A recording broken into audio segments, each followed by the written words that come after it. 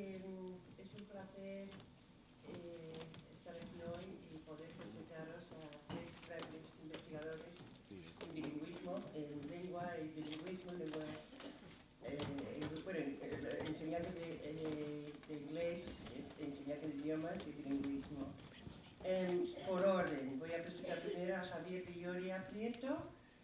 Javier habla primero, es profesor de lengua inglesa en el Departamento de Didáctica de la Lengua y la Literatura de la Universidad de Granada. Imparte docencia en la Facultad de Ciencias de la Educación desde el año 2001 y en este momento es el decano de esta facultad, después de ser vicedecano de Relaciones Internacionales e Investigación. Eso estamos aquí para hablar hoy.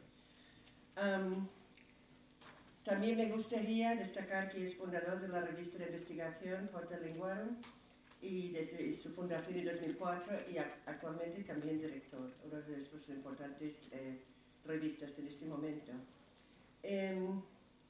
Sus intereses, aquí nos va a hablar hoy, sus intereses de investigación se centran en la enseñanza bilingüe, en la educación superior, la enseñanza de lenguas desde una perspectiva histórica, historiografía de la traducción. Después nos va a hablar María Luisa Pérez Cañado. Os presento a todos y luego hablamos, ¿sí? Sí, vale. Después María Luisa Pérez Cañado, que es doctora y profesora titular en el Departamento de Filología Inglesa de la Universidad de Jaén. También es vicedecana en la Facultad de Humanidades y Educación. Sus intereses de investigación se centran en la lingüística aplicada, la educación bilingüe y las nuevas tecnologías en la enseñanza de lenguas. Sus trabajos, voy a ser corta porque es mucho mejor escucharla que a mí con la lista de sus trabajos, pero son muchísimos, en revistas muy conocidas, es autora o editora de 10 publicaciones sobre la interfaz de la adquisición y enseñanza de segundas lenguas y editora editora o miembro del Consejo Editorial de 10 revistas internacionales. También ha estado encargado del programa para la implementación del sistema de crédito europeo en filología inglesa en la Universidad de Jaén y actualmente coordina, también es muy interesante aquí, el primer máster intercolegial de educación bilingüe en España. Podría seguir y seguir, pero yo creo que hay que quedar lo más breve posible para que hablen ellos. Y por último, Jesús García Laborda, también doctor en filología inglesa de la Universidad de Alcalá y doctor europea en didáctica de la lengua por la Universidad Complutense. También 2 másteres en inglés como segunda lengua y actualmente es director del Departamento de Filología Moderna en la Universidad de Alcalá. Editor también de varias revistas y su investigación se ha centrado en la enseñanza y evaluación de inglés para la PAO y actualmente EBAU y es presidente interino del Centro de Conocimiento AUE de Chipre. También muchísimos, más de 200 trabajos de investigación y docencia y está en este momento inmerso en varios proyectos sobre los límites de la educación bilingüe y el papel de los alumnos emigrantes en la asignatura de lengua extranjera. ¿Tienes la palabra, Javier? No sé si creo que se oye perfectamente. Cuando nos propusieron hace unas semanas el poder estar aquí y que planteáramos o habláramos a los compañeros que estáis, muchos de ustedes, todos ustedes prácticamente en ejercicio en centros bilingües, pues el tema me pareció muy interesante, investigación y publicación. De hecho, me surgieron dudas a la hora de hacer el planteamiento, ¿no? Es decir, en qué ámbito me centro en la investigación, en la enseñanza de bilingüismo o en la publicación, porque a veces mezclamos o entremezclamos los términos y yo creo que no debemos. De hecho, yo voy a hablar de los dos, en cierta manera, intentando no generar polémica, que suelo intentarlo, hacerlo con bastante frecuencia y ser prudente, y haré un planteamiento sobre lo que es la investigación. Parto de cuestiones que creo que son fundamentales, y esto se lo traslado muchas veces a nuestros estudiantes de másteres y doctorandos, cuando decimos que básicamente lo que tenemos que hacer es una evaluación crítica de evidencias empíricas. Y lo digo desde el ámbito de las ciencias humanas o ciencias sociales y jurídicas, que es donde estoy yo ahora mismo sentado, aunque vengo de las humanidades, que esa es mi formación académica. Y tal vez nos cuesta hacer esta evaluación crítica de evidencias empíricas, tal vez no tenemos en nuestra formación estas características bien impresas para poder entenderlo. Y cuando esto lo trasladamos a la enseñanza, en este caso del bilingüismo, bueno, aquí ya me surgen dudas. Al final y al cabo la investigación son plantearse preguntas, dudas, intentar encontrar una solución, una respuesta a esas dudas. Y yo básicamente lo primero que traslado a la gente es que cuando hablamos de enseñanza bilingüe, y en cierta manera he cambiado mucho la estructura escuchando esta mañana a Xavier Gisbert, de hecho he utilizado algunos planteamientos que ha hecho. Él se quejaba de que no había una respuesta, a lo mejor desde la academia, a esas noticias divulgativas. No quiero tampoco quitarle cierto valor, porque lo tienen también. A veces desde la academia no hacemos esa transferencia real al mundo real, ¿no? Al mundo de ahí fuera. Y él decía que había una respuesta de la academia, y tal vez la respuesta de la academia, que tienen que ser con evidencias empíricas, si queremos que sea científica, si queremos hablar de investigación rigurosa, que conlleve publicaciones de calidad, por juntar los dos términos, tendríamos que hacernos una primera pregunta. ¿Hay una implementación efectiva de esa enseñanza bilingüe? Independientemente de las 18 realidades que él planteó hoy aquí, es decir, cuando hablamos de investigación, lo primero que tenemos que plantearnos, y insisto en la enseñanza de bilingüismo, si hay una implementación efectiva. ¿Qué quiere decir esto? ¿Se está haciendo de forma efectiva? Y a partir de ahí, indaguemos en qué ámbitos. Desde el punto de vista del docente, desde el punto de vista social, se parece que muchas veces olvidamos el impacto social de la educación que tiene. Desde el punto de vista de la motivación, luego les haré un planteamiento ligándolo con publicaciones. Y luego otra cuestión que pocas veces nos planteamos, ¿se puede mantener este sistema? El sistema es la implementación efectiva. Porque la cuestión no es llegar. Llegar es muy fácil. Lo digo entre comillas, por favor. La cuestión es mantenerse, o mantener ese sistema con unos estándares de calidad. Me gustó muchísimo la idea que esbozó aquí Xavier hoy de las fichas de las unidades autónomas. De hecho, yo ya he cogido, aquí se puede investigar, aquí hay investigación sobre 35 indicadores que pueden ser 35 líneas diferentes de investigación, que se pueden subdividir. Por lo cual, él sin querer hoy nos, en cierta manera, alimentó este panel que podemos estar aquí cuando alguien se plantee en qué ámbito se puede investigar. Sin entrar mucho en profundidad, porque creo que puede ser interesante abrir un debate, yo no sé si nos va a dar oportunidad con la sala. Ya junto a las dos palabras, bilingüismo, no enseñanza, o sea, de bilingüismo a investigación.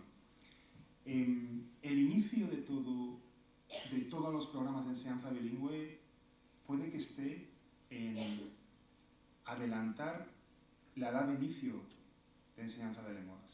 Es decir, la enseñanza temprana de idiomas. Y aquí me planteo mi primera duda.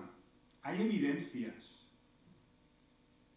que demuestren que es efectivo? Vuelvo a la primera diapositiva, perdónenme por les voy a hacer un ejemplo de que es efectiva iniciar la enseñanza de lenguas a una edad temprana, porque de facto una enseñanza bilingüe implica enseñar obligatoriamente desde los 6 años una segunda lengua, o una tercera, pensando en el contexto andaluz.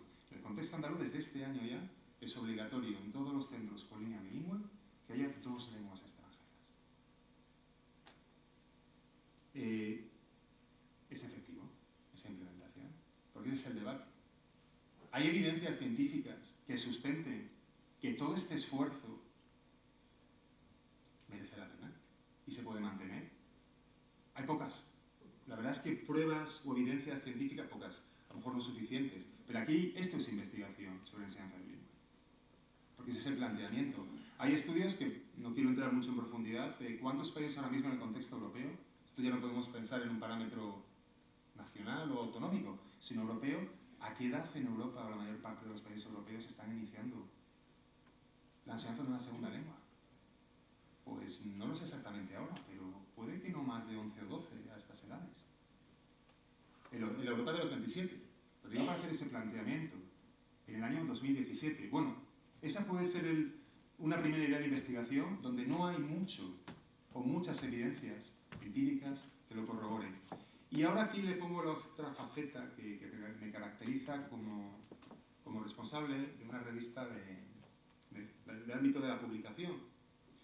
Y yo quise traer aquí los aspectos en que nuestra revista, desde el año 2004 más o menos, qué tipo de trabajos se estaban publicando sobre enseñanza bilingüe.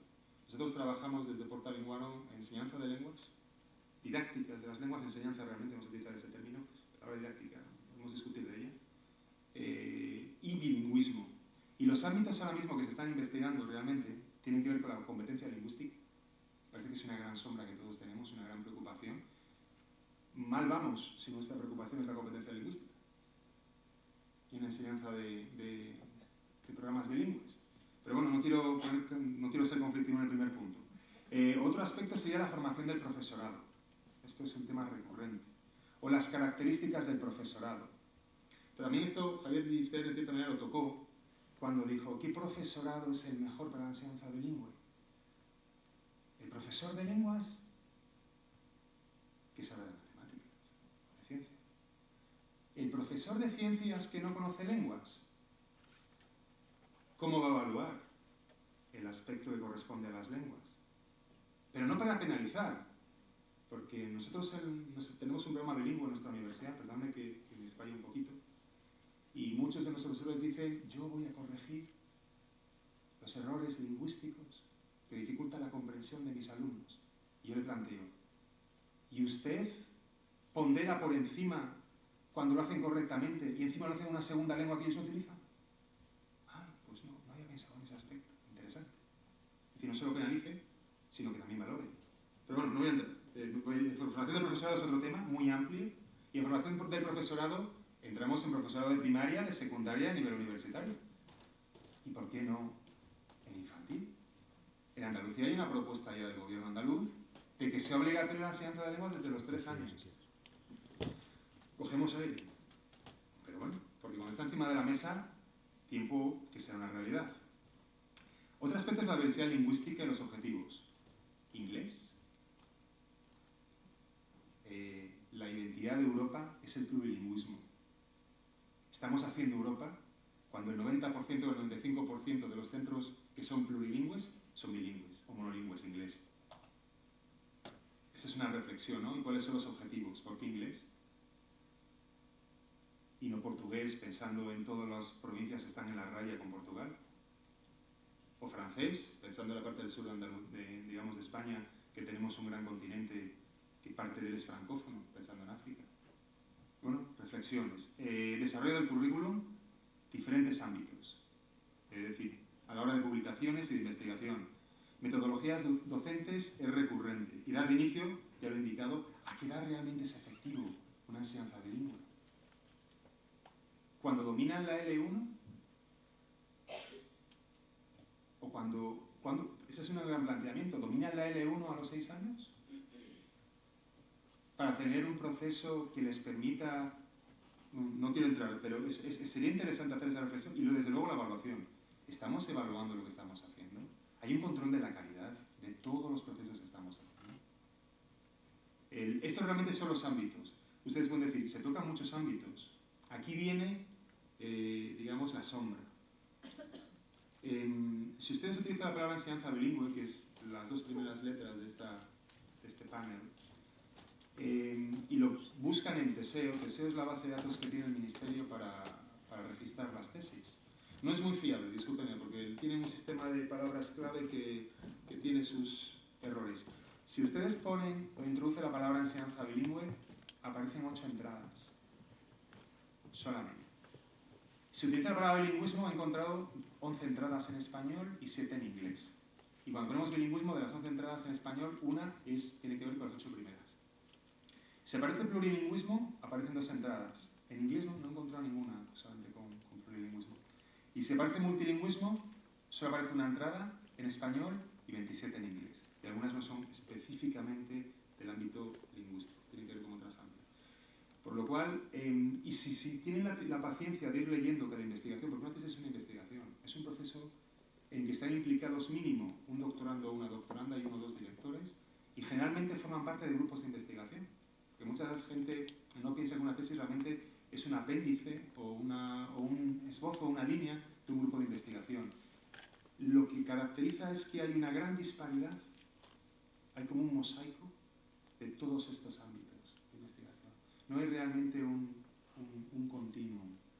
Y corríjame si yo me equivoco, utilizando las dos palabras de investigación y publicación, mucha de la investigación de este país se acaba en el momento en que les aceptan un paper. Yo digo que esa es la peor palabra que existe, porque significa punto final. En el 99,9% de las investigaciones en curso. Es decir, el objetivo per se de mucha de la investigación, aquí hago autocrítica, perdónenme, es lograr, en parte es por el diseño que tenemos de la carrera docente y académica en este país, que no les culpo o no. Somos parte del sistema que nos hemos creado, pero tristemente gran parte de la investigación se acaba ahí, en la publicación. Pero es que investigar es transferencia. Es que esa implementación efectiva se realice. Es que los resultados de esa investigación o de ese análisis o estudio que ustedes han hecho sirva para algo. Y bueno, no sé, me encantaría no hablar mucho más. Rigurosa, gran parte de ella. ¿Con trascendencia? No lo sé. Me gustaría pensar que sí. Publicaciones, muy buenas publicaciones. Posibilidad de publicar, muy poquito ahora mismo. Las revistas que están bien posicionadas ahora mismo están colapsadas. Se lo digo con toda la pena del mundo. Y es una pena porque tenemos muy buenas investigaciones que merecería la pena que se publicaran, pero no hay capacidad, no hay revistas en las que se puedan publicar. Yo les animo también a que miren no solo en contexto del ámbito anglosajón o europeo, sino que miren a todo el mundo y no tengan ningún problema en publicar en Open Access o en crear nuevas tabletas. A lo mejor ese es uno de los problemas que tenemos nosotros. Tal vez tenemos que empezar a publicar o a generar otro tipo de publicaciones en otro contexto. ¿No? Es otro debate que tendríamos que tener en la academia para hacerlo, pero yo les animo a que lo hagan porque muchas buenas publicaciones, investigaciones de rabiosa actualidad se convierten en historia de la educación para el tiempo en que se publica. No, lo digo con dolor de corazón, ¿no? Porque esa es una realidad, pero bueno, es la circunstancia que les ha tocado ahora mismo vivir. Pero bueno, yo les animo, hay mucho ámbito, pero sería interesante que esa investigación perdurara en el tiempo y sobre todo que haya transferencia, que podamos dar esa respuesta que nos pedía hoy Xavier con datos, de forma empírica, ¿no? Ante lo cual no haya contestación alguna, porque obviamente las opiniones o las realidades obviamente son interpretables. Las 18 sistemas que hay obviamente responden a una realidad plurilingüe de este país, obviamente. No es lo mismo la enseñanza bilingüe en un contexto andaluz, que es donde nosotros estamos, que la enseñanza bilingüe en un contexto en comunidades plurilingües donde afortunadamente, envidia sinceramente esa novedad, ellos ya tienen otra realidad mucho más enriquecida, por lo cual forma parte casi de su idiosincrasia, por lo cual no plantea esa dificultad o esos planteamientos, esas dudas que sí que tenemos las comunidades no monolingües. Y yo creo que no le puedo decir mucho más. Hoy he sido muy prudente, ¿verdad? Yo voy a ser un poquito más irreverente. Creo que también tenemos tarjeta de Universidad de Jaén. Okay, thank you so much. You're so welcome. And a huge thank you to the organizers for affording me the opportunity to take part in this roundtable, especially considering that I'm sharing it with colleagues whom I admire profoundly, both on an academic and on a personal level. So it's a huge pleasure and a privilege to be here today. The objective of my talk is going to give you to give you a brief overview of what the latest research is telling us on how bilingual education is working. And this is an area around which there is a vibrant debate, which is very much in line with the overarching theme of this conference. So I'm going to focus on a very trendy acronym, right? Our CLIL in English, AIGLE in Spanish, EMIL en français, EMIL in Portuguese, and around which we can find in the latest, I would say the last couple of years especially, what we call in Spanish el fenómeno del cuñadismo, right? Everybody knows about bilingual education. everybody has an opinion, which they firmly believe is true. So we're going to try and counter this phenomenon by offering critical, updated, and research-based evidence into how it's working. And I got to tell you that in research on CLIL right now, we're living a fascinating time because we are moving from the initial 4 C's. You guys remember the 4 C's by Coyle? Professor Marsh mentioned them yesterday. Content, communication, cognition, culture. Well, I think we're moving from those initial 4 C's to what I have called the new 4 C's. Because we can discern 4 clear-cut periods in CLIL research.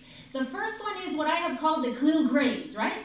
Now, if we had to summarize this period with WhatsApp emoticons, it would undoubtedly be the clapping hands or the flamenca bailando, right?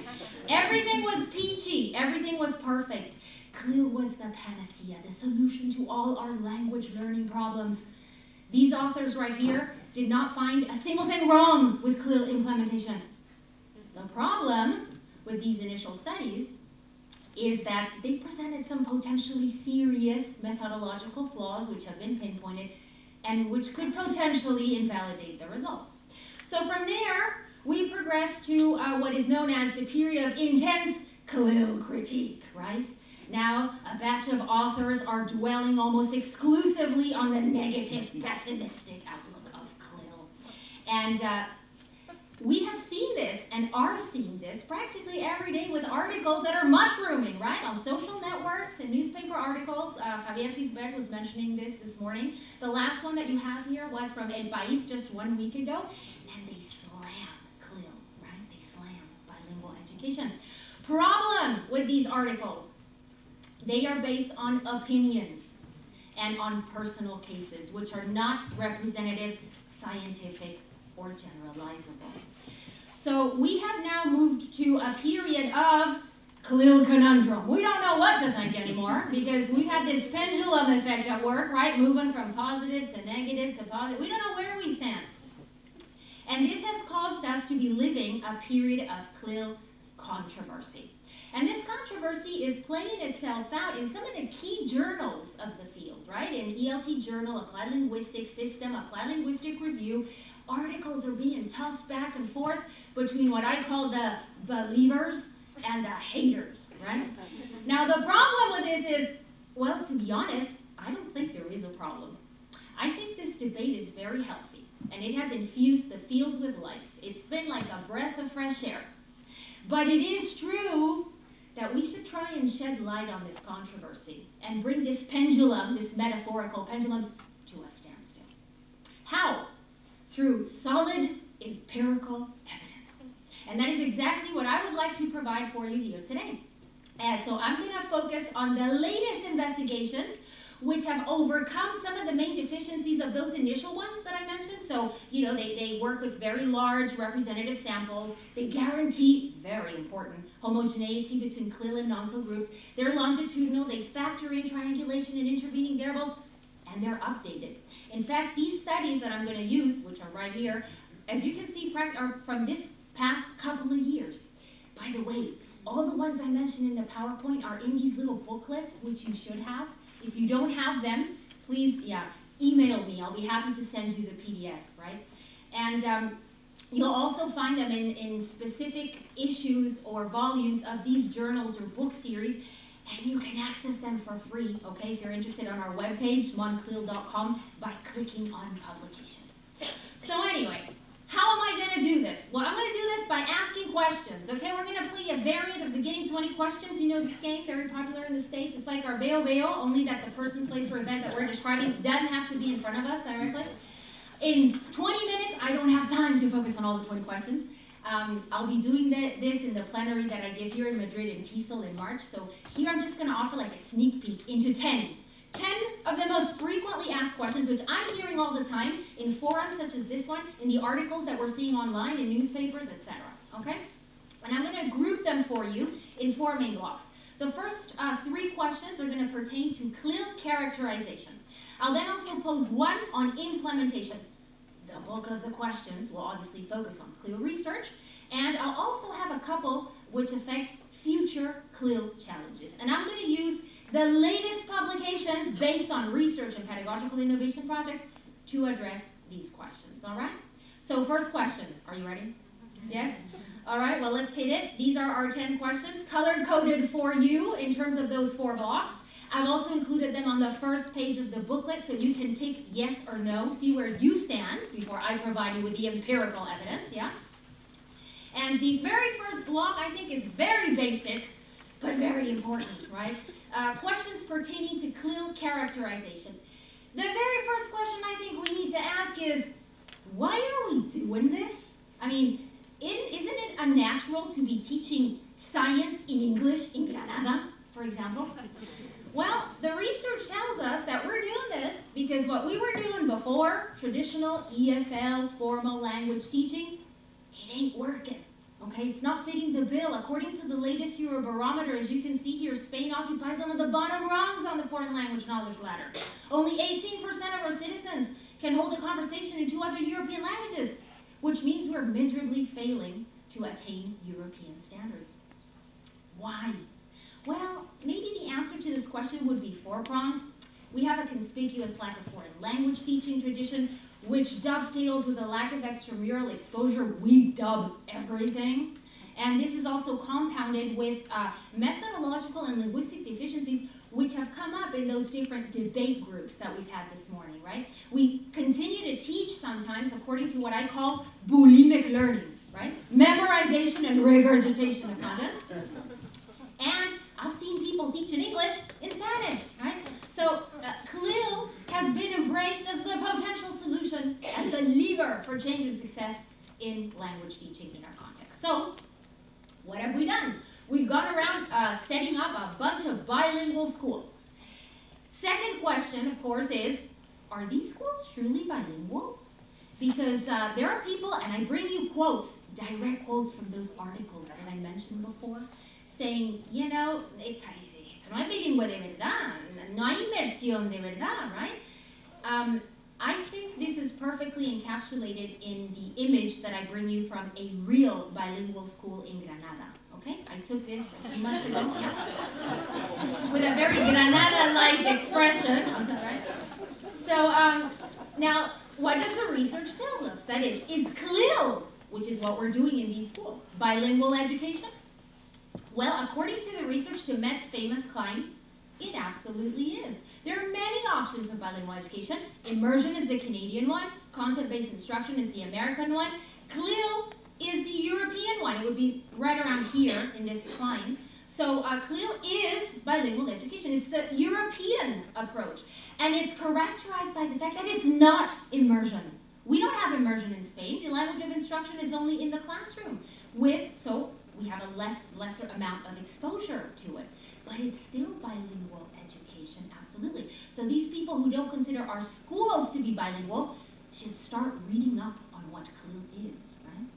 Now this, of course, begs the question, are our students bilingual? Because again, some writers have said, es imposible que el niño hable y redacte igual en inglés que en castellano, y tienen un fortísimo acento. Question is, do we want our students to speak English exactly as well as they speak Spanish? Do we want them to be perfectly balanced bilinguals? No, we do not.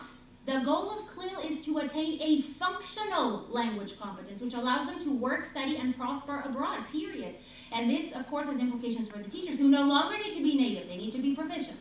So as Brunig and Perman have put it, the term bilingual in most parts of Europe does not refer to mastery of the second language at a native-like level, but to a partial, functional language competence. So no, of course our students aren't bilingual, and we don't want them to be. The goal is no longer to sound like Brad Pitt. The goal is to sound more like Sergio Ramos.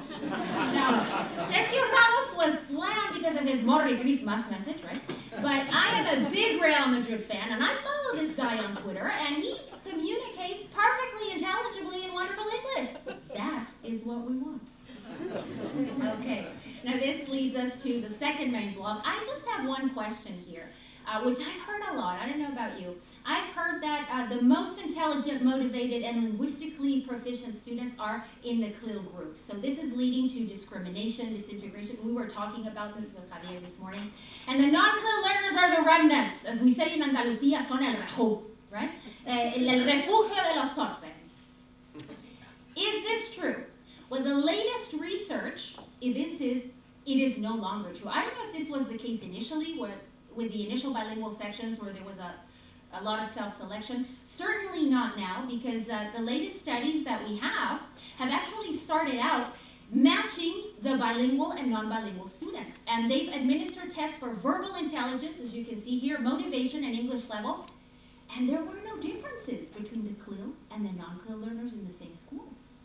So right now, we have homogeneity. We don't have this potential discrimination. Something which studies, such as this one, I don't know if you read it, it came out last year on Madrid, saying that content primary school learners did worse in bilingual education. This study did not guarantee homogeneity. So since it can be done, whenever you see a study that hasn't matched the students, be suspicious, okay? Don't believe everything they say, because it can be done. We push forward now to the bulk of the questions on CLIL research. I think, of course, the first thing we want to know is, does this really work? Is it improving foreign language competence? Because people like Javier Marías said, el resultado es un desastre total. Los chicos salen sin saber nada de inglés. Is this true? Well, we have a batch of important studies which have focused on all these linguistic aspects that you have on screen, and in comparing bilingual and non-bilingual learners. And in primary education, the bilinguals are already better, except maybe on a couple of on the receptive skills. What happens in the long term after these kids have had 10 years of bilingual schooling? Now they outstrip their non-bilingual counterparts on everything. And this is maintained for baccalaureate. So we can rest assured that the result no es un desastre total. It's a huge success story. It is improving foreign language competence, especially in the long run. What happens with Spanish? This also came up this morning. Is it detrimentally impacting L1 because we have fewer hours of exposure to it in class? Well, again, we have a series of studies that have focused on this issue. And look, in primary education, at the end, the bilingual students are not only not worse, they're better in their L1 than the non-bilinguals, and this is maintained for secondary education, so no, it is not detrimentally impacting Spanish. But what is happening with content? Again, we talked about this morning. There are concerns, I would say very legitimate concerns, that okay, yeah, we are improving English, but we're doing it at the expense of watering down content learning. Es a costa de machacar las áreas de contenido. Now, in primary education, and the studies have focused on these subjects that you have here normally, history, geography, math, and science. And in primary, there are mixed results.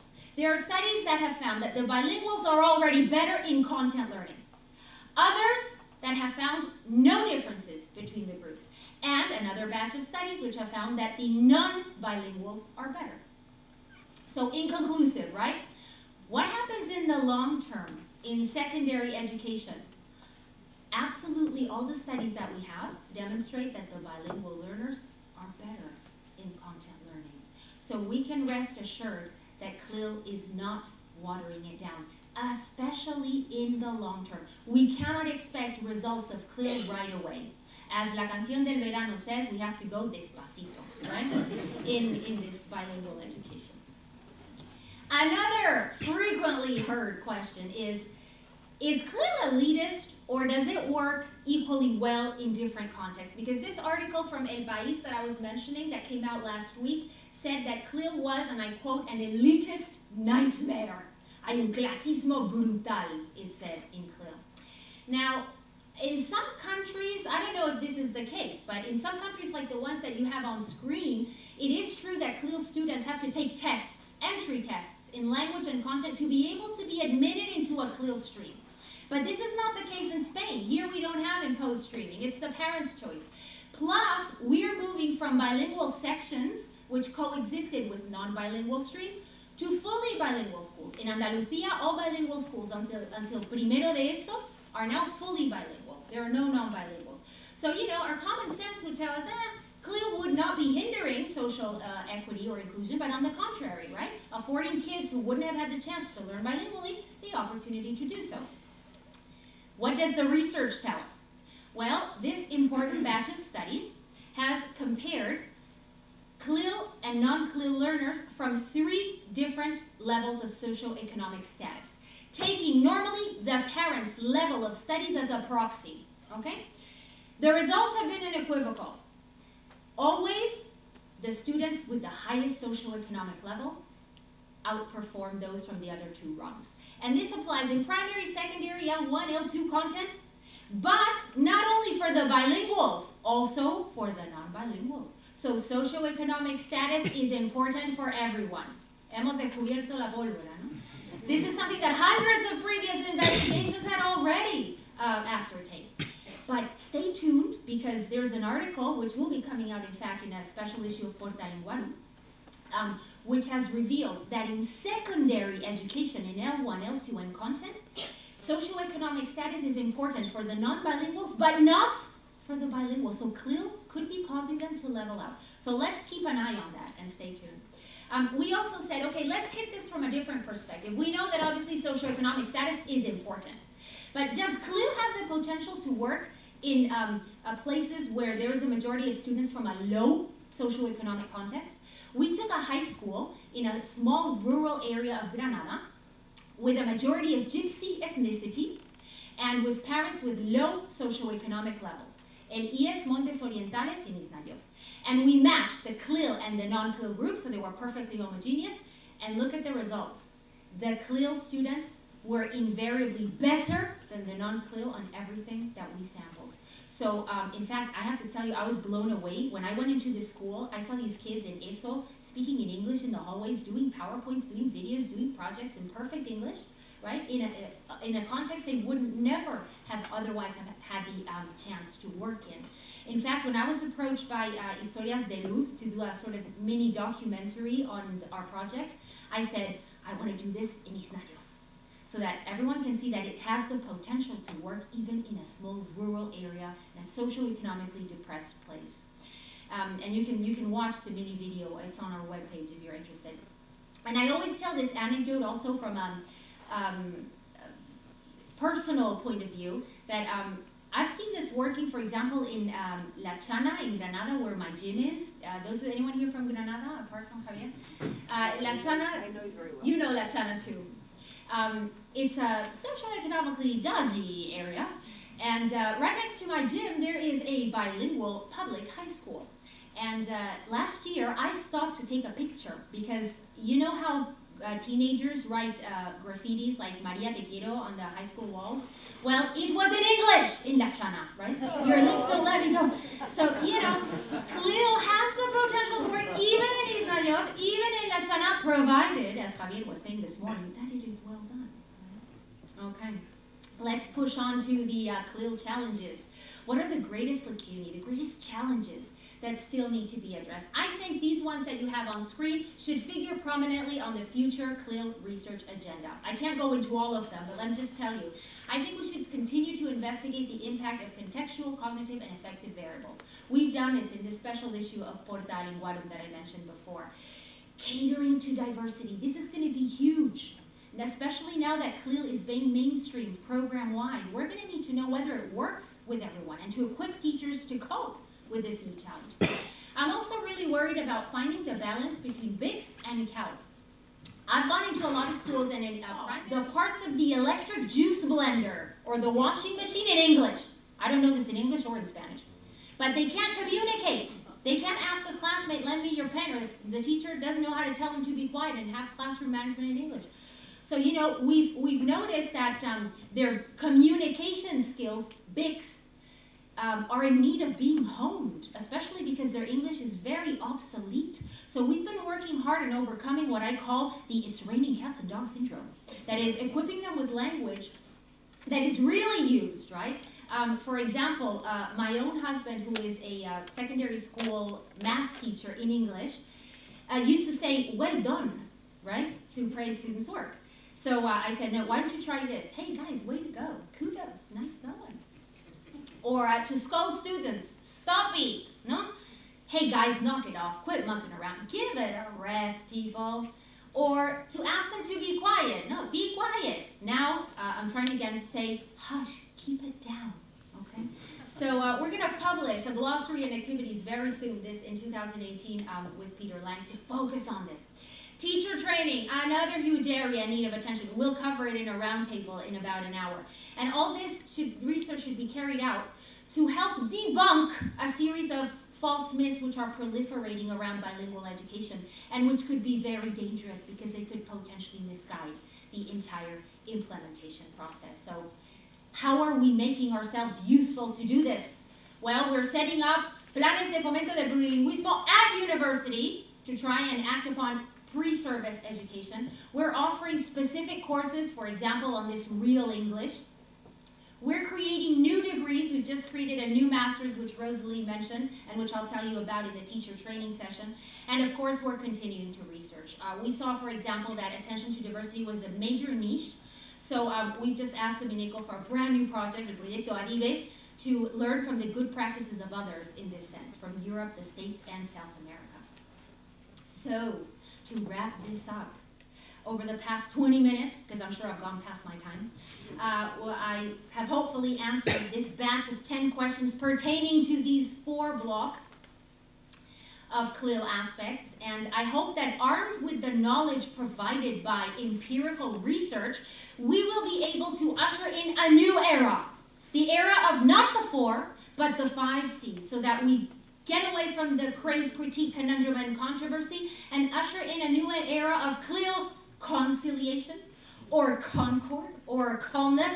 I have no idea what the 5th C will be, but in any case, let's hope it's a time where that pendulum is at a standstill. In fact, according to COIL, very soon the term CLIL will disappear. It will become so mainstream, so commonplace in education, that we won't even notice it's there. But until that moment arrives, I always encourage you to maintain an attitude like the one we have been fostering here today, and which I think is perfectly summarized by Chomsky in a recent interview. Don't take assumptions for granted. Don't believe everything you read in these articles. Begin by taking a skeptical attitude and be willing to ask questions, which is exactly what we have done here today. Thank you so much for your attention.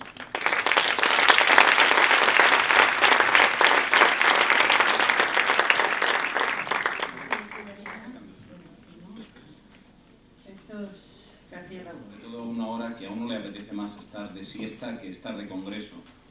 Quisiera empezar diciendo que voy a mencionar en breve a mi hija pequeña de 6 años. Ayer tuvimos una reunión sobre proyectos de investigación y yo le decía, vamos a ver, normalmente los investigadores hablamos sobre cosas que no tocamos. Digo, coño, vamos a tocar por una vez las cosas, ¿no? Entonces, la voy a sacar en repetidas ocasiones, vosotros me perdonáis, entonces vamos a ello, ¿no? Rápidamente, como mis compañeros han dicho muchas cosas, yo voy a ser también más breve y voy a ir directamente a cosas que me parecen más interesantes, ¿no? Entonces, de alguna manera, voy a enlazar precisamente con lo que han hecho mis compañeros, tanto Javier como María Luisa, sobre temas que se están haciendo en la actualidad con el fin de ofrecer posibles líneas de investigación en el futuro. Pero yo quisiera empezar, como todo el mundo, en esta conferencia hoy, precisamente con el estudio de Carro. Y claro, o sea, a mí es que me flipó de entrada, ¿de acuerdo? Yo me acuerdo, yo a veces pienso que el problema que tenemos es que, de los filólogos, es que nos dicen cosas y pocas veces las podemos contestar. Carro nos trajo un bonito estudio solicitado por la Comunidad de Madrid que tiene cierta tendencia, por decirlo de alguna manera, pero claro, ¿cuál es el problema de los filólogos? No lo podemos contestar. ¿Por qué? Porque con estadísticas en la mano, ustedes no sé si conocerán muchos especialistas en evaluación en este país, en evaluación en inglés, pero realmente somos muy poquitos. No creo que superemos los 4 o 5 en toda España. Entonces, cuando a nosotros nos llegó esto, dijimos, ¡oh, espectacular! Por fin vamos a tirar la educación bilingüe. Voy a poder llevar a mi hija a la academia y chimpún. ¿Qué es lo que pasó? Que yo me puse a leer aquel artículo y decía, sí, en determinadas situaciones, contextos socioculturales medios altos, efectivamente había una mejora. Pero ¿qué es lo que pasaba cuando leíamos lo que Marisa precisamente acaba de decir? Cuando seguíamos leyendo aquel estudio y nos dábamos cuenta de que hablaba de comprensión lectora, de comprensión auditiva, de resultados balanzados, llegábamos a la conclusión de que el estudio era más flojito que el que hacen mis alumnos en cuarto de carrera. Con lo cual, yo les recomendaría que cuando les lleguen cosas de estas, Marisa dice, lean ustedes el artículo 2 veces. Yo les recomendaría, de verdad, que se lo tomen muy flexiblemente y que si tienen algún amigo de matemáticas, le pregunten, porque seguramente le va a sacar más errores de los que le he sacado yo todavía. Dicho esto, me gustaría ir directamente ya a lo que yo pienso que es el futuro, puesto que vamos muy justitos de tiempo, ¿verdad? Y quisiéramos oír sobre todo sus preguntas. Entonces, en los últimos años normalmente, voy a ir pasando un poquito, hay áreas de CLIF que para mí han quedado bastante oscurecidas, ¿no? Lo primero es la evaluación de qué aprendemos. Es decir, nosotros mandamos a nuestros chicos, independientemente ya de cómo hagamos el tema de las pruebas de Trinity y tal, que con eso conmigo no van a estar fácilmente de acuerdo. Yo creo que a los chicos habría que dejarles sin examinar, y les vuelvo a dar un ejemplo. Adela me vino anteayer y me dice, papá, ya me han dado el primero de primaria, ya me han dado el quinto examen de este curso. Y digo, coño, quinto examen en la tercera, cuarta, quinta semana, pongamos octava semana. A lo mejor hay algo que no está funcionando bien aquí. No solo eso, sino que ya le están haciendo exámenes en inglés. Yo no sé si vivimos la cultura de la evaluación, de la cual a lo mejor yo soy culpable en este país, porque seguramente ustedes no conocen mi trabajo, pero se lo puedo decir. Yo soy de los que llevan en el ministerio dando la brasa con que los exámenes son importantes desde hace aproximadamente 10 años. Pero no pueden ser tan importantes que una niña de primero de primaria entre al colegio y tenga 5 exámenes en 8 semanas. Y si no, llamémosle de otra manera. ¿De acuerdo?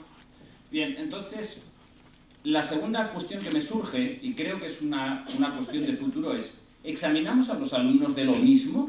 Pregunta. Porque si yo le examino a mis alumnos X del tema 3 junto con el tema 1 y le digo, el tema 3 no lo hemos dado, pues a lo mejor se cabrean. ¿Qué es lo que estamos haciendo? Estamos pidiéndoles ahora mismo que las pruebas estandarizadas de tercero, sexto, la futura cuarto de la ESO y la selectividad vengan de la línea bilingüe y hagan exactamente el mismo examen que haría un niño de línea monolingüe. ¿Realmente se puede hacer eso? Porque no probamos a hacerlo al revés. Vamos a hacerle un examen bilingüe que viene de la línea monolingüe. A ver cómo quedamos, hacemos la media de los dos y como en las manifestaciones, la media de los dos grupos es la cantidad de gente que hay. Entonces, en ese sentido, creo que esta es una de las cuestiones de futuro. La segunda que se me plantea, la ha dicho ya María Luisa, es las líneas de futuro. ¿Cuáles son las mejores prácticas? Hemos visto muchísimos estudios. Déjame esto un momentico. En este mismo booklet tienen ahora mismo un montón de estudios de una calidad fascinante. Pero realmente, ¿cuántos hablan de buenas prácticas? Una cantidad muy pequeñita. Hemos llegado ya, sabemos que la educación es bilingüe, sabemos que avanzamos hacia adelante. ¿Por qué no vamos a ver qué es lo que hacen los centros que realmente tienen una excelencia? Por ejemplo, el nombre no me acuerdo, este de Granada que decía. Esto es, el de Montes Orientales. ¿Por qué este colegio, que es de una línea socioeconómica o un estatus socioeconómico bajo, funciona? ¿Y por qué no nos dicen a los demás qué es lo que hacen allí para que lo aprendamos? Esto creo que es importante. También, en la misma línea, ¿dónde fallan las escuelas individuales? Las que realmente quizás deberían funcionar. Léase, un distrito que esté bien, Pozuelo de Alarcón. A lo mejor allí hay una escuela que no funciona. Vamos a ver qué es lo que falla allí. Vamos a sentarnos juntos, vamos a hacer una investigación empírica. ¿Qué es lo que nos ha pasado con las investigaciones empíricas hasta ahora, sobre todo en educación bilingüe? Muchas de ellas, hasta hace aproximadamente 2 o 3, se basaban en la teoría de yo creo esto y lo voy a demostrar. Y muchas veces con muy pocos sujetos. Necesitamos unos estudios serios. Eso, por no entrar en lo que realmente es mi especialidad, que si quieren les digo qué estudios hay en España sobre el examen de acceso a la universidad, sobre la prueba de tercero de primaria, sobre la prueba de sexto de primaria. Yo les reto, si encuentran más de 10, por favor me los envían y yo les envío un bono para venir a la Universidad de Alcalá. A continuación, por supuesto, cuáles son las áreas y qué es lo que está funcionando peor, qué es lo menos productivo. Esto sería también una cuestión. Una cuestión también importante es cómo son los alumnos que realmente no están funcionando bien en educación bilingüe. Tenemos el famoso mito. Yo conozco a mi vecina Martina, que es la vecina del segundo, que cuelga la ropa encima de mí, que tiene una amiga suya que su hijo va a un colegio bilingüe y ha tenido que dejarlo después de tercero de primaria. Dices, ¿Martina eres tú? No, es mi vecina del tercero, te lo acabo de decir. Entonces, ¿qué es lo que está pasando? Nos están venciendo los mitos. Y también lo ha dicho Marisa, lo ha pasado muy por encima. Pero nos están venciendo los mitos de los niños están fracasando. ¿Por qué? Porque lo dice mi vecina Carmen. No, esto no funciona así. Luego, ¿cuál es la correlación de los centros bilingües con los que realmente siguen una línea general mejor? Aquí nos plantearíamos una pregunta. Y además os la pregunto muy claramente. ¿Necesitamos educación bilingüe? Ya me puedes matar. ¿O necesitaríamos colegios que realmente dieran la clase de inglés bien 6 horas a la semana?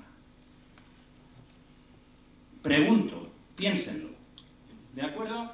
Y por supuesto, ¿cuál es la relación que tenemos con nuestros asistentes? Muy poco se habla de este tema. Los asistentes hacen su función. Los asistentes... Bueno, aquí está la controversia general. Los asistentes no están preparados para dar clase, porque es que me han mandado un tío que era vendedor de billetes del metro de Londres y este es el asistente que tengo yo en el colegio. ¡Genial! Pero realmente, ¿qué estamos haciendo para que el vendedor de metro, ya que está allí contratado y está comprando un pastón y solo va a trabajar 3 días a la semana, haga bien su trabajo? Y eso lo tenemos que contestar. ¿Ya es mi hora? Depende. Okay. Si queremos 5 minutos de preguntas. A mí me encanta, porque yo tengo una hija, esta mañana estaba hablando en inglés con ella. Eso demuestra que los padres que hablamos mal inglés podemos llevar a nuestros hijos bien por la línea del inglés. Y estaba hablando con ella, que ella habla mejor que yo, y de repente me para y me dice, papá, ¿puedo decir esto en español? Hombre, yo he hecho lo que hubiera hecho todo padre. Le he dicho, hija mía, inténtalo primero en inglés, y si no puedes, dímelo en español. Lo ha hecho en inglés. Repito, 5 años. Pero lo importante del milagro no soy yo, sino ella, su cabecita. Entonces, ¿hasta qué punto nosotros estamos utilizando equilibradamente la primera y segunda lengua? Esa es otra cosa que tampoco sale en los estudios del lingüismo actuales. ¿Verdad, Marisa? Si me equivoco, tú me lo dices. ¿Cuáles son nuestras direcciones, por tanto? También saber, por ejemplo, cuáles son los recursos locales. Es ya el último punto que tienen ahí abajo. Yo estoy encantado de enviarles la presentación, si lo quieren, porque vamos un poco pegadillos, ¿no? Esto me trae otro día... un día me llamó la tutora de Adela. Tengo que ir. Digo, esta la he liado, porque si me pinta las paredes de la casa, me hace no sé el qué, y me rompe y me trae el agua al cuarto suyo, esta la ha liado en el cole seguro. Vale, vamos. Hola, te llamaba porque es que... Digo, sí, no me lo digas, ¿la ha montado? ¿O va mal en matemáticas o va mal en lengua? No, está hablando mucho en clase. Está hablando mucho en clase. Al thinking corner, raca. Y digo, ¿y con quién? Y me dice, con Setemi. Digo, ¿Setemi? ¿Niño nigeriano? ¿En qué clase? Inglés. Digo, cágate, lorito. Total que le digo, y con Setemi, que es un recién inmigrante, recién llegado el año pasado, que yo creo que de español sabe decir hola y hamburguesa. ¿En qué estaba hablando? En inglés, por supuesto. Estaba hablando en inglés. En la clase de inglés, esta se va a pasar la tarde en el thinking corner, lo prometo. Ya se lo he dicho. Claro que en aquel momento me quedé pensando, ¿mando a Adela sola? ¿O le digo a ella que venga a casa también para compartir thinking corner? Digo, esta es una cosa que es cuestión. ¿Y a qué me lleva esto? A otra cuestión. Hace poco tuve que hacer las prácticas en un colegio, o sea, tuve que revisar las prácticas de mis alumnos de cuarto de carrera en un colegio en Guadalajara. Y cuando llego me dicen, es que aquí no llega un asistente ni harto whisky. Digo, bien, vale. Esto, bienvenido a la comunidad de Castilla-La Mancha, tal cual, pascual. Y de repente le digo, ¿y de recursos locales cómo estáis? No, tenemos 14 profesores que tienen entre un C1 y un C2. Digo, ¿perdón? 14 profesores entre en C1 y C2 y me estás diciendo que no te llegan auxiliares. a lo mejor tenemos que empezar a explotar nuestros recursos. Adela tenía 3 años de infantil, una profesora estudiando para el Proficiency. Jamás les dijo una palabra en inglés. Jamás. Y digo, ¿qué estamos haciendo en nuestros recursos locales? A ver, si tu papá puede llegar a alguna conclusión contigo, hija mía, supongo que una chica que está preparando el C2 también puede ayudarte y sacarte adelante. Por tanto, recursos locales. ¿Cuáles son las perspectivas de los profesores? ¿Creemos en lo que estamos haciendo? Esta es otra cuestión también importante que se ha estudiado muy poquito. No hemos ido a hablar con los profesores, tampoco hemos ido a hablar con los padres. ¿Quién de ustedes les ha explicado a los padres cuál es el proceso de adquisición que tiene un niño que no quiere hablar? El famoso Silent Period de Stephen Krashen, Chachi Piruli. Pero ¿cuánto se lo hemos explicado a los padres? A mí hay una publicación que de verdad, yo no sé el link ahora mismo, pero seguramente muchos de ustedes habrán leído No te preocupes, papá y mamá, que hablaré en inglés, de Anna Hallward. Yo se la recomiendo. ¿Por qué? Porque yo se la mandaría a los padres y que le echasen un vistazo. Que entiendan qué es lo que está pasando en la clase. Yo se lo voy a decir. Una de las cosas con las que siempre he sido muy crítico con los ministros de educación de este país es que jamás de los jamases se han parado a explicarle a los profesores las reformas educativas. ¿O sí? Veo que es un no generalizado. Bien, nosotros tampoco lo hacemos con los padres. Y eso hay que investigarlo.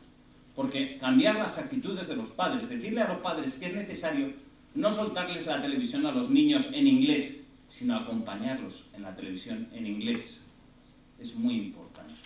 Y eso seguramente muchos de los padres que tenemos con un B1, o con menos incluso, lo podrían hacer. Y no solo eso, el niño sentiría que lo que está viendo en televisión es algo que tiene importancia para papá. Yo le he puesto a Adela siempre los dibujos en inglés desde pequeñita. Además sabe que si no son en inglés, no los ve. La mamá no, ¿eh? Su mamá es todo lo contrario. Los dibujos con mamá se ven en español. Entonces, la pregunta es, mamá está al lado, papá está al lado, están implicados en ese proceso que tiene de aprendizaje de la lengua. Y eso lo tienen que entender los padres. También hay que hacer cambios serios. Ya es mi hora. Pues termino. Ya está. Yo creo que había que reconsiderar también lo que decía, los exámenes, las pruebas estandarizadas. No hay ahora mismo análisis serios de pruebas estandarizadas en España. Y estamos evaluando a los niños con churros y merina, todo mezclado. ¿Por qué? Porque partimos de la base que, y es verdad, los niños que funcionan muy bien en educación bilingüe, de alguna manera funcionan mejor en español. Pero no olvidemos que la parte léxica también es importante. Y a lo mejor esa no está... A mí cuando me dicen, es asombroso que un niño llegue y te diga aquello de, me duele el elbow. Pues a lo mejor es porque deberíamos dedicarle un ratito a decirle solo una cosa, elbow, codo. No así obviamente, pero sí de manera similar. ¿De acuerdo? Podría seguir indefinidamente. Ya les digo que hay un millón de cosas. Sí que, vamos, básicamente aquí tienen ustedes, justo detrás de mí, 2 diapositivas que he importado de Víctor Pavón. Víctor Pavón ha trabajado muchísimo con Marisa. Yo creo que son 2 de las piezas fundamentales. Y yo creo que hay mucho que hacer. Simplemente quiero cerrarles pensando qué es lo que tenemos que hacer. De todo lo que les he dicho hay muchas cosas. Pero sobre todo, si alguno de ustedes se dedica seriamente a la investigación, primero que piense en la investigación de aula. Y lo segundo, vamos a tratar de buscar lo que no se haya demostrado todavía, lo que todavía está por verse. Y sobre todo el tema de buenas prácticas, cómo hacer nuestras clases cada día mejores. Gracias.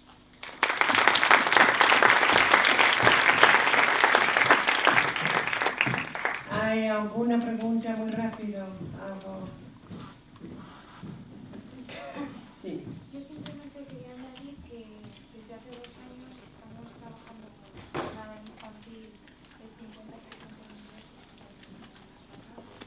y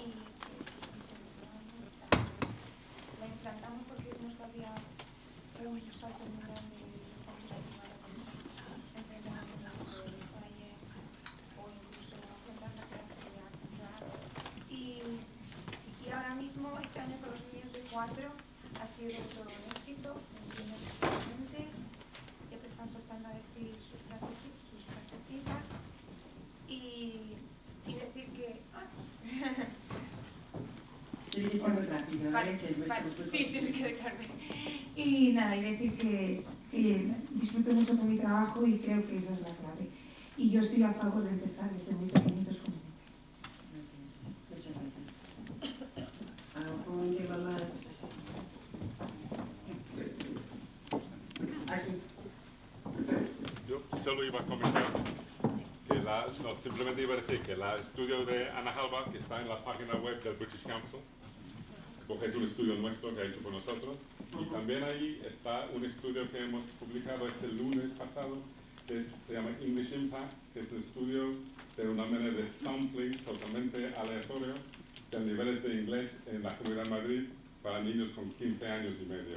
Está hecho con el sampling procedure, la gente que hace PISA y TIMSS, quiere decir que es un sampling aleatorio y los resultados son muy interesantes. Tanto en el español tenías el resumen ejecutivo, que es limitado, pero está bien, pero en inglés tienes todas las datos a través de la motivación también, y es muy interesante los datos que están ahí. Y después también estamos trabajando con la Universidad de Granada, un estudio que está haciendo José Luis Ortega, y con otros que está a punto de terminar, espero, que estamos en ello. Quiero decir que hay muchas cosas y todo esto en la página del British Council. Bueno, yo quería, Jesús lo conozco hace tiempo y decirte un poco, gracias a todos, somos tan poquitos, ya nos dedicamos unos cuantos a la evaluación, hemos trabajado juntos hace mucho tiempo y justo en el grupo que hemos estado de discusión de evaluación hace un momento, hemos sacado algo que yo creo que es importante. Estamos hablando de la evaluación, decías que tienen 5 o 7 exámenes. Bueno, si están bien enfocados, ¿por qué no? La verdad es que hay que sacarle jugo a eso. Porque lo que sí que hemos hablado, como no sé si hemos tenido las conclusiones, pero hemos llegado a ver que la evaluación bien vista está repercutiendo bien en el aula. Yo estoy en la universidad y hay un impacto positivo, que es que en la certificación de competencia, como tiene las 4 destrezas, ahora enseñamos las 4 destrezas y practicamos las 4 destrezas, cosa que antes no se hacía. Y tú lo sabes bien, en el proyecto que hicimos juntos, ahí estábamos, ¿no? Entonces, que tu hija se examine 5 veces, a lo mejor no es mal. Si está bien enfocado y está bien hecho, pero claro, si está examinándose y le está subiendo una presión y no está repercutiendo en su aprendizaje, entonces no. La evaluación bien entendida y bien hecha está en los cánones, pero si no, algo está fallando. Es que por eso he utilizado la palabra examen, claro, no evaluación. Obviamente, CLIL no existiría, o por lo menos la forma de concebirlo que lo tenemos ahora mismo, sin la evaluación formativa. A mí me preocupa más el tema de los exámenes. ¿Y por qué? Porque es la única forma que tiene el gobierno de hacer contabilidad real para su diseño de políticas educativas. Entonces, envenenar a los niños desde pequeño me da pánico. Hay muchas formas de hacer evaluación, autoevaluación, evaluación por pares, sin que lleguemos a la famosa y trágica palabra según cuando se toma de examen. Sí, bueno, en la misma universidad pasa diferente, se ha querido hacer con los grados algo distinto y entonces no sé si estamos llevando a los niveles de formación. Entonces es que es muy complicado lo de cambiar de examen a evaluación. Si no se hace adecuadamente, pues yo creo que el ejemplo, los que estáis en la universidad lo estáis viendo, estamos bajando considerablemente a la formación del universitario por una novedad en la forma de evaluar. Pero si lo hiciéramos bien, no tendríamos que haberlo bajado. El problema es que no sabemos evaluar a lo mejor. Entonces, bueno, un poco... Tienes mucha razón, Cristina. Hombre, pero lo que pasa es que no sé cómo se arregla. Había de muchas maneras, pero no se puede, no nos dejan implementarlo todo. Gracias. Muchas gracias. Yo creo que podríamos seguir mucho tiempo, a lo mejor no es quedado corto. La próxima vez que hacemos esto, pues tiene que ser por lo menos 1 hora y media, 2 horas. Lo siento mucho, los talleres están empezando ahora y tenemos que terminar aquí. Pero luego a lo mejor se puede seguir en el café debatiendo estos temas. Muchas gracias y gracias por estar aquí.